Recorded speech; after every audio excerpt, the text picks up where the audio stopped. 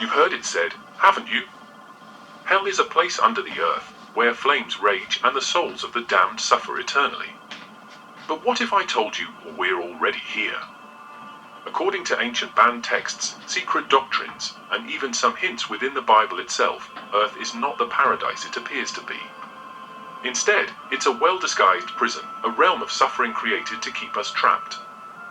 This concept is not just some wild theory, it's an idea that's been silenced, erased, and conveniently buried by mainstream doctrines. But it's right there if you dare to look closely enough. Ancient texts like the Book of Enoch, a work banned from the Bible, mind you, that describe Earth as a realm of exile, not a peaceful abode. This isn't the good creation we often think of when we hear Genesis. It's a place where, supposedly, rebellious beings fell from grace, creating a space where they'd endure their punishment. According to the Book of Enoch, rebellious angels, known as the Watchers, descended to Earth, took human wives, and taught forbidden knowledge, leading humanity into ruin. For their transgressions, they were bound to this realm. And guess what? We are here, too, sharing that same cursed space, living out lives steeped in suffering, toil, and endless struggle. In fact, let's talk about the term fallen world. How often do we hear that, as if it's just some poetic metaphor? Fallen from what, exactly? And where have we fallen to? In the Gnostic texts, another set of writings banned and labeled heretical, the answer becomes even more sinister. They say Earth is actually the creation of a rogue, lower god, the Demiurge. This isn't the almighty, benevolent creator we're used to hearing about. This Demiurge is flawed, controlling, and cruel. According to the Gnostics, he crafted our physical world to trap souls in an endless cycle of pain and ignorance, away from the real divine source.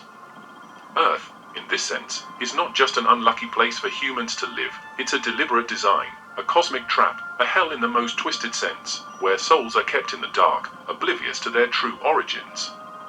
And here's where it gets even darker. If Earth is a prison, then what does that make us? Prisoners? Souls in captivity? Look around, every joy seems fleeting, every peace disturbed, every life ending in decay and death. No one gets out unscarred. In this so-called paradise, suffering is guaranteed, built into the fabric of life itself. Hunger, disease, disaster, they all seem like features, not flaws, in this design. And yet, we're told to wait for salvation, to believe that our suffering has a higher purpose. But could that narrative be just another part of the trap? A way to keep us complacent, obedient, while our souls are drained by this world, one lifetime after another? Ancient, hidden doctrines suggest we're in a rigged game, one designed to keep us from discovering our true potential, our real spiritual home. We are so distracted by the struggles of everyday life that we forget to ask why suffering is the universal condition here. Ever wonder why paradise seems so far out of reach, despite our best efforts? The system is rigged so that we remain blind to our origins, struggling just to survive, all the while told that we need to earn our way into heaven. Meanwhile, the reality is more sinister. We're already in hell, just a very well-disguised one. So, who benefits from this arrangement? In these ancient, hidden narratives, it's not a god of love, but a god of control, a figure who feeds on the ignorance, pain, and suffering of those trapped here. And the craziest part? Mainstream doctrines have done everything to keep this idea locked away, branding it heresy, banning texts that dare to unveil it. The early church, the very institution claiming to free us from sin, may have silenced the very truth that could liberate our souls. So here's a twist on a story we all think we know: Adam and Eve, paradise lost, the beginning of mankind's exile. We're told they were expelled from Eden and sent down to earth, but ancient apocryphal texts offer a much darker version. According to some of these banned books, that expulsion wasn't just some mythic consequence. It was a brutal sentence, a one-way ticket into a world filled with sorrow, pain, and mortality, a prison realm where humanity would forever suffer for the so-called original sin. Let's be real, traditional narratives make this sound like Earth is just another stop, a temporary state of separation until humans find redemption. But in some of these suppressed texts, Eden was the only glimpse of paradise we were ever supposed to see. Once humanity was banished, there was no return, no easy path back. They weren't just sent out, they were condemned to a world designed to reflect their punishment, a world already tainted, broken, and corrupt. Some of these ancient texts go as far as to imply that Earth isn't simply a neutral landscape where we live out our lives, but a cursed place where suffering is a guarantee. We're talking about a realm built on hardship, where every joy is matched by equal, if not greater, sorrow. Adam and Eve weren't merely banished, they were sent to a world with a built-in system of pain, labor, and death, a place where humanity would be constantly reminded of their fall every single day. Some of these sources suggest that Adam's punishment wasn't just physical exile, but a severing of his connection with divine wisdom, an amnesia of sorts, trapping him in ignorance. Earth became a land of forgetfulness, a place where humanity would endlessly toil, disconnected from its origins, unable to remember what had been lost. Think about that. The concept of paradise lost goes far beyond a garden. We're talking about the loss of an entire state of being, a spiritual home that humanity would never again experience fully. Apocryphal texts portray Earth as the direct antithesis of Eden, a stark contrast. Eden was timeless, Earth is defined by decay. Eden was boundless, Earth is ruled by limitations. What we're left with here isn't a simple fall from grace, but a descent into a realm where humans are bound by the inescapable cycle of life and death, a loop from which there seems no escape. And here's the kicker, these banned books suggest that Adam's exile was meant to make him forget what true freedom, what real connection with the divine feels like. So, as humanity multiplied, generation after generation, we inherited not only Adam's punishment, but his ignorance, his distance from divine truth. And the world around us? It's a constant, grinding reminder of that exile, a place where each moment reminds us of what we once had, and what we lost, probably forever. Here's where things get even more twisted. What if hell isn't some fiery pit waiting for you in the afterlife, but rather the very reality we're living in? And even wilder, what if the entire concept of hell after death is just a carefully crafted illusion? An illusion designed to keep you in line, obedient, and distracted from the brutal truth. We're already in hell, right here, right now. Some ancient mystical teachings and banned texts suggest that the idea of hell as a place you go after you die is nothing more than a psychological trap. Think about it, keep people terrified of an abstract punishment in some other realm, and they'll spend their lives trying to avoid it. But what if the real punishment is here, on Earth?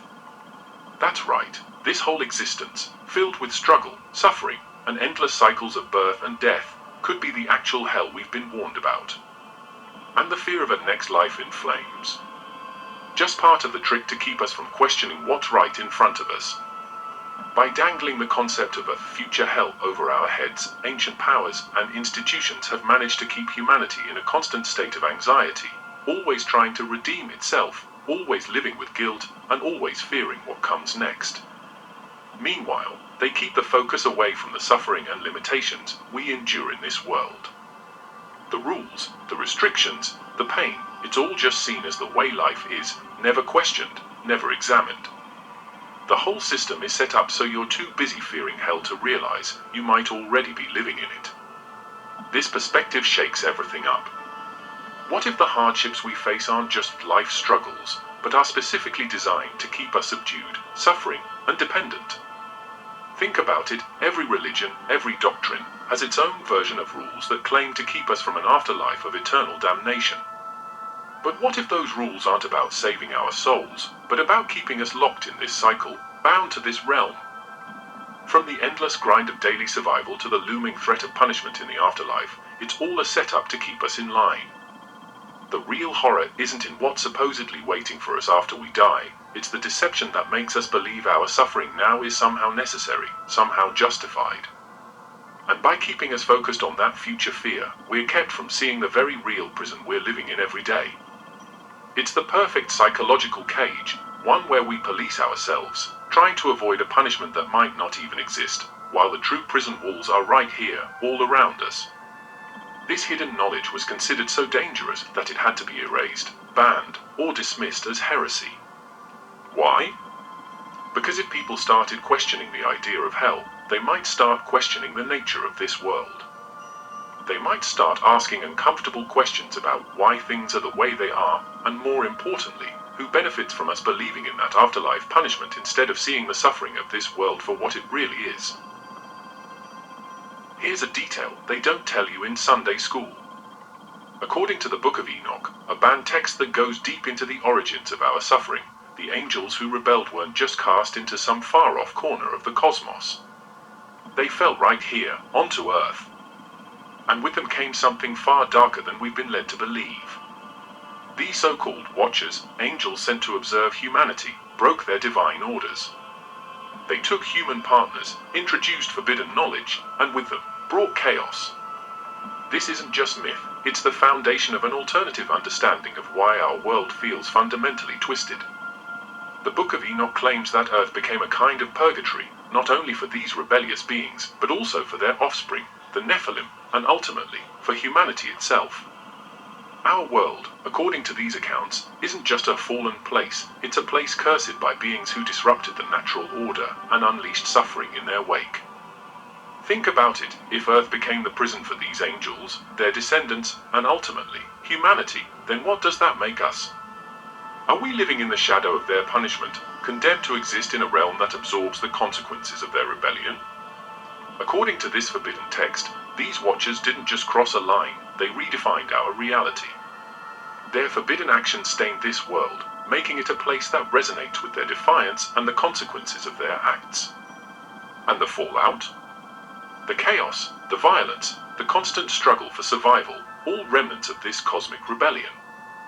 The Watchers supposedly taught humanity arts of warfare, sorcery, and even astrology, a knowledge that was never meant to be ours, according to traditional teachings.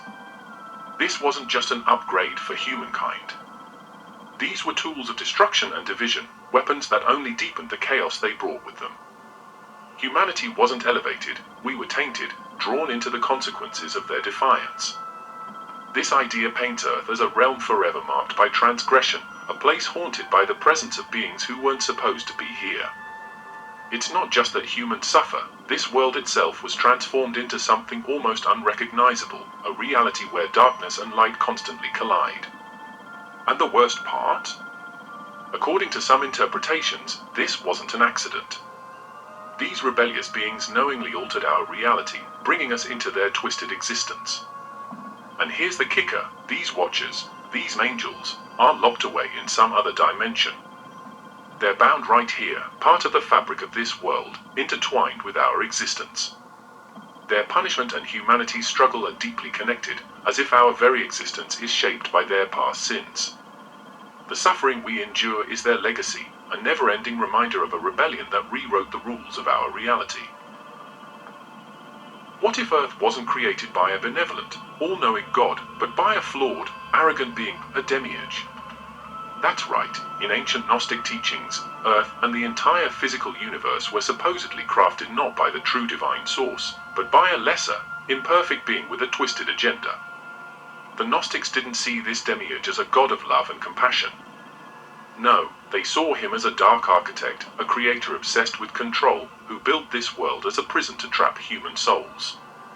The story goes that this demiurge believed himself to be the ultimate power in the universe, blind to the existence of a higher divine source.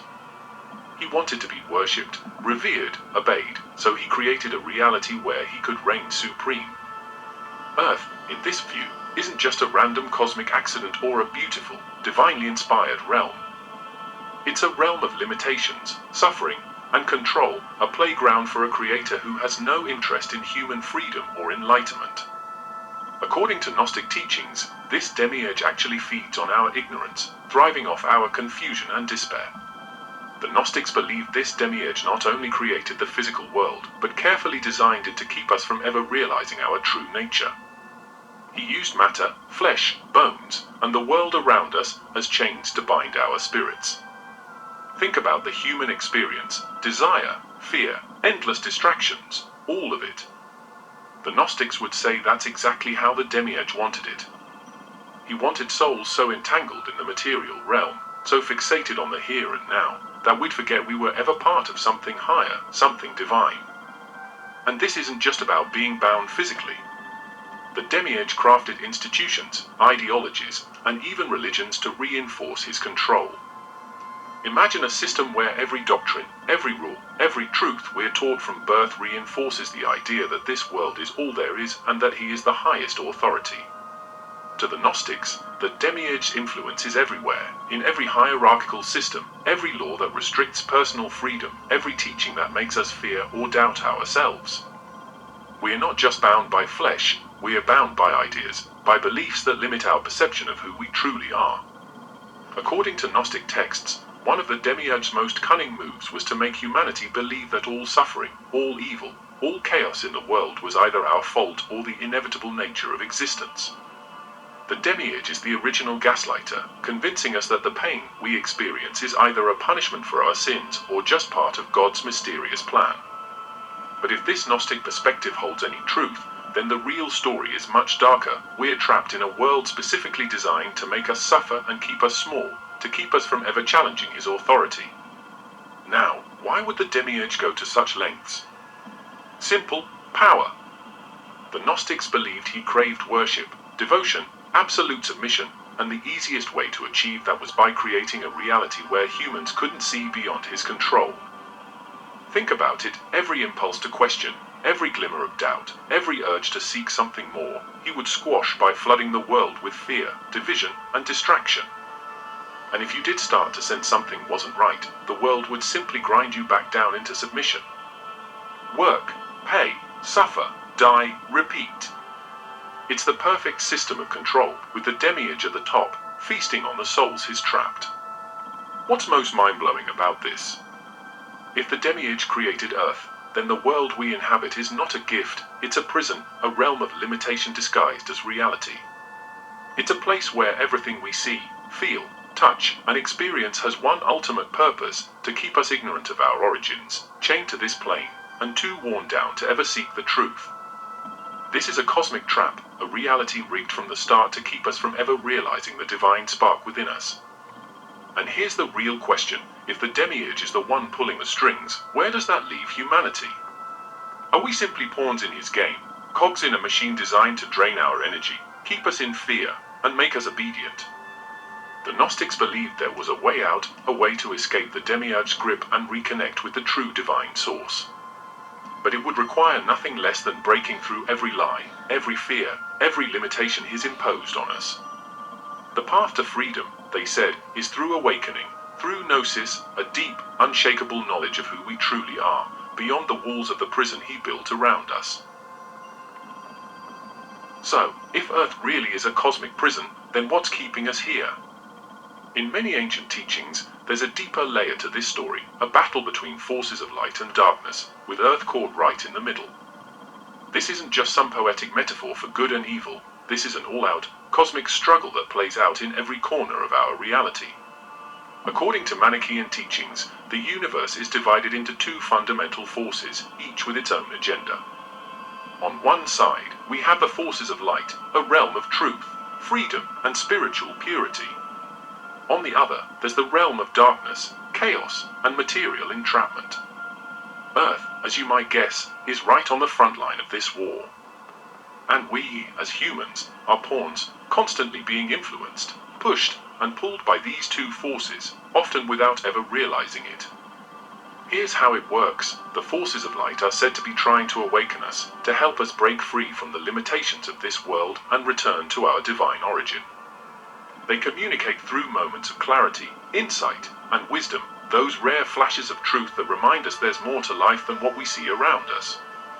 But these forces don't have an easy task. They're up against the powers of darkness that thrive on keeping us bound to material existence, and they don't play fair. This dark side doesn't want us to see beyond the physical, doesn't want us questioning, doesn't want us to understand our true potential. And the battlefield? It's not just some mythical plane, it's right here, in every experience we have, every decision we make. The struggles, the doubts, the endless distractions, they're the tools of the dark forces, keeping us focused on everything but the truth. In this view, every hardship, every temptation, every fear we face is part of the dark forces' strategy to keep our minds clouded, our spirits dulled, and our focus chained to the physical world. This cosmic battle is subtle. It's not angels and demons openly fighting in the skies, it's far more insidious. It's in the systems we live by, the pressures we face, the beliefs we're taught to follow without question. The dark side doesn't need to force us into submission. It just has to keep us preoccupied, consumed by work, endlessly chasing material goals, scared of failure, conditioned to follow without thinking. That's how they win. That's how they keep us from ever realizing there's even a war at all. Manichaean and other mystic teachings hint that we have a piece of the divine light within us, a spark that the dark side can never fully extinguish, no matter how deeply it tries to bury us in illusion. This inner light is our only defense, our only real weapon in this cosmic battle. But here's the trick: to access it, we have to resist the constant pull of darkness, the distractions, the fears, the endless noise that keeps us from looking inward. We have to wake up to the idea that maybe, just maybe, our struggles aren't random or meaningless. They're the tactics of a force that's terrified of us realizing our true power. And why would the forces of darkness fear us waking up? Simple. The moment we start to see through the illusion, the moment we recognize this world for the battlefield it is, we start to break free. We're no longer passive players in their game. We become warriors, conscious participants in a much larger cosmic struggle, aligned with forces of light seeking to liberate, not control. Alright, so we've unpacked some intense, unsettling ideas: Earth as a prison, a realm cursed by rebellion, a cosmic battleground. But here's the big question: if all of that's true, is there a way out? Are we doomed to stay trapped in this realm, or is there a way to break free from this endless cycle of suffering, illusion, and control? Some ancient teachings suggest that there is indeed a way out, but it's not an easy path. It's not about waiting for salvation from above or hoping for a miracle. The way out lies in something far more personal, something only we can unlock: gnosis, or deep, transformative knowledge.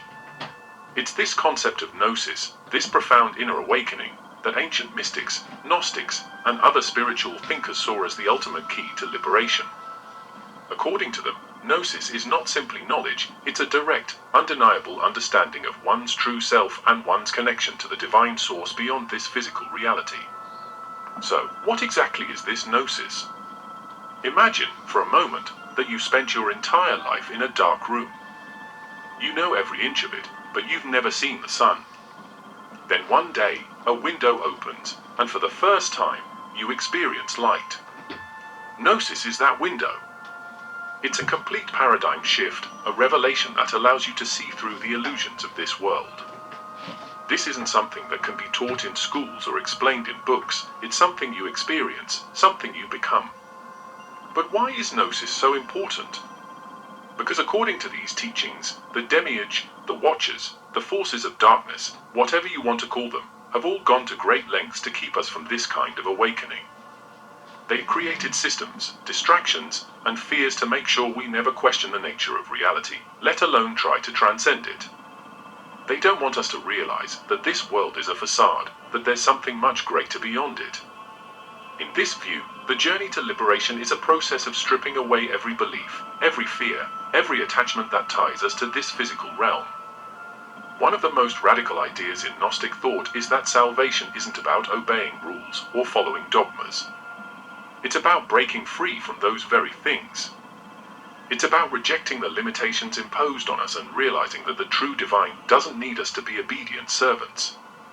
Instead, it wants us to recognize our own divine spark and our ability to rise above the illusions of this world. Imagine the kind of courage and clarity it would take to see through every societal structure, every ingrained belief, and understand that they were all designed to keep us bound. That's the level of awareness gnosis offers. So, how do we even begin to approach gnosis? According to mystics and seekers throughout history, the first step is turning inward. The outside world is noisy, chaotic, and endlessly distracting. But within each of us, they say, is a core of pure consciousness, a place untouched by the turmoil of this realm. It's in silence, meditation, contemplation, that we start to strip away the noise and reconnect with that inner core. And from this place of inner stillness, the truths we've been kept from begin to reveal themselves. But let's be real, pursuing gnosis is not for the faint of heart. It's a path that requires intense self-reflection, brutal honesty, and a willingness to confront every aspect of ourselves, our fears, our desires, our attachments. And the irony? The very systems that govern our lives are set up to discourage this kind of self-exploration. We're taught to look outside ourselves for answers, to rely on authority figures, experts, or ideologies. But gnosis flips that completely. It teaches that the ultimate truth isn't out there, it's within. And only by finding it can we hope to break free from the prison that is Earth. There's another part to this journey of liberation that often gets overlooked, the importance of empathy, compassion, and connection. You see, in this cosmic prison, we're not alone. We're surrounded by other souls, each facing their own struggles, each trying to find meaning, purpose, and peace. The more we awaken, the more we see through the illusions of separation and competition that divide us. We begin to understand that, fundamentally, we're all connected. And in that connection lies a powerful, collective strength. When we start to view others not as separate beings, but as reflections of ourselves, we dismantle one of the demiurge's greatest tools, division. Division keeps us weak, keeps us isolated, keeps us focused on differences rather than our shared humanity. But by embracing compassion, by lifting others as we rise, we begin to dissolve the barriers that have kept us bound to this reality. This unity, this shared awareness, becomes a kind of collective gnosis, an awakening that doesn't just liberate individuals, but entire communities, entire generations. And that brings us to the final point. What's the purpose of all this knowledge? Why should any of this matter? Because knowledge, true, profound, liberating knowledge, is power. The more we understand about the nature of reality, the less power the forces of darkness, the demiurge, or any other form of control has over us. Gnosis doesn't just free us from the prison of Earth, it frees us from the cycles of fear, suffering, and ignorance that keep humanity bound. In the end, escaping this earthly prison is not about rejecting the world or